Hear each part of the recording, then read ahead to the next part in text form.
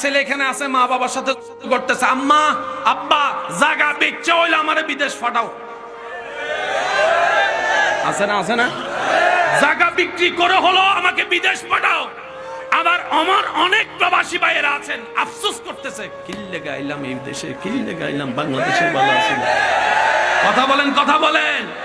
দেশিওয়ালারাও সুখে নাই, প্রবাসীওয়ালারাও শান্তি নাই, ছাত্রও শান্তিতে নাই, শিক্ষকও শান্তিতে নাই, দাদাও শান্তিতে নাই, নাতিও শান্তিতে নাই, ভাইও শান্তিতে নাই, বোনও শান্তিতে নাই, জামাইয়ের অন্তরও শান্তি নাই, বউয়ের অন্তরও শান্তি নাই, জামাইয়ের অন্তরও শান্তি নাই, বউর অন্তরও শান্তি নাই। সুন্দর করে বউটাকে সাজগুজ করাইয়া লক্ষ টাকা খরচ করা ছেলের বউটাকে শাশুড়ি যখন ঘরে আনছে 6 মাস পরে শাশুড়ির অন্তরও শান্তি নাই, বউয়ের অন্তরও শান্তি নাই, শাশুড়ির অন্তরও শান্তি নাই, বউয়ের অন্তরও শান্তি নাই।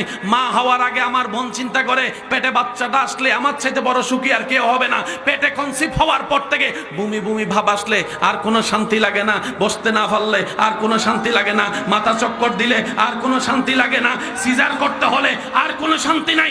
ডাইনে শান্তি নাই, বামে শান্তি নাই, সামনে শান্তি নাই, পিছনে শান্তি নাই, টাকাওয়ালার শান্তি নাই, টাকা ছাড়া শান্তি নাই।